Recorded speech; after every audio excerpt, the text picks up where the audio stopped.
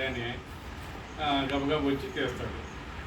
అయ్యో స్వామి మీరు వచ్చారా మా ఇంటికి, మేము ఎంత అదృష్టం అది ఇదని చెప్పి పొగుడుతూ ఉంటాడు. ఈలోపు సరే ఆగరా, నీకు ఒక 3 వరాలు ఇచ్చాను, అవి కోరుకరా, నీకు భూలోకంలో ఏది కావాలంటే అది ఇస్తాము, 3 వరాలు కోరుకరా అని చెప్పి అడుగుతాడు ఈ శివయ్య. వాళ్ళేమంటాడు, ఈలోపు ఆమె అక్కడి నుంచి అరుచుకుంటూ వచ్చింది వాళ్ళ ఆవిడ. ఇంట్లో ఎప్పుడు గొడవలే కదా దరిద్రం అంటే, ఎవరితో మాట్లాడుతున్నావు ఎంతసేపు అని ఈ పెద్దగా అరుచుకుంటూ వచ్చింది.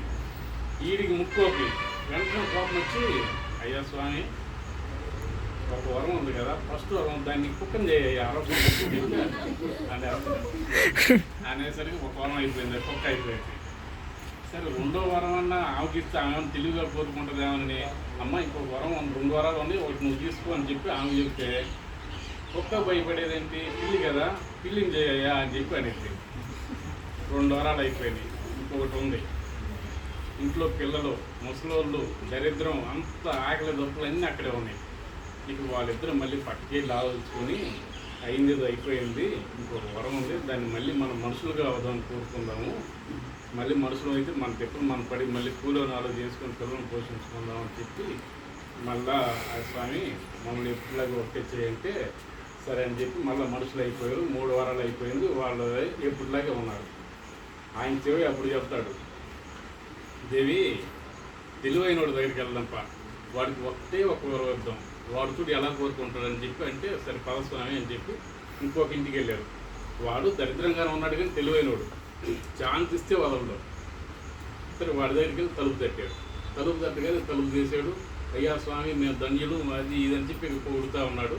సరేరా నీవు నీ పరిచయం చూసి నీకు ఒక వరం ఇవ్వడానికి వచ్చాము మేము ఇంటికి అని చెప్పి అడుగుతాడు.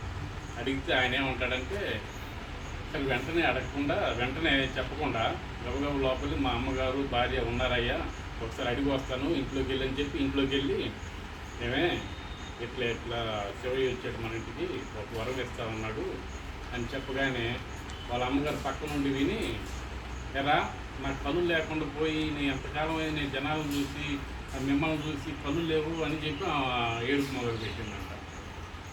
సరే ఇక నేను అడగకముందే ఆమె అడిగిందని చెప్పి ఏమన్నా నేను బయట ఫంక్షన్కి వెళ్ళడానికి సిగ్గుగా ఉంది, ఎవరు నాకు ఎదురు వచ్చినా పక్క తిప్పుకుంటున్నారు గొడ్రాలని, నాకు పిల్లలు లేరని చెప్పి ఆమె ఏడుస్తూ ఉంది. ఈ పక్క చూస్తే మళ్ళీ వాళ్ళ దరిద్రం వాళ్ళకు ఉంది, ఏం చేయాలని చెప్పి పక్కకు వచ్చి ఆలోచించుకొని సరే అని చెప్పి మళ్ళీ శివయ్య దగ్గరికి వెళ్ళిపోయాడు.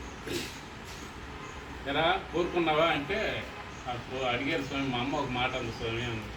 ఏముందో చెప్పరా అంటే, మంచి మా పిల్లోడిని బంగారు పుయ్యాలో వేసుకొని మా అమ్మ చూస్తా ఒప్పాలని కోరుకుని స్వామి అని చెప్పి అన్నాడు. అర్థమైందా? బంగారు పుయ్యాల, బంగారం వచ్చింది ఐశ్వర్యం, వాళ్ళ అమ్మ కళ్ళు వచ్చింది, ఈ అమ్మాయికి పిల్లడు వచ్చాడు. అంటే ఒక ఛాన్స్ వస్తే ఎట్లా ఉపయోగించుకోవాలి అంటే బ్రహ్మాండంగా ఉపయోగించుకోవాలి, జీవితానికి సరిపడా ఉపయోగించుకోవాలి. అలాంటి అవకాశం మీది, మంచి వయసు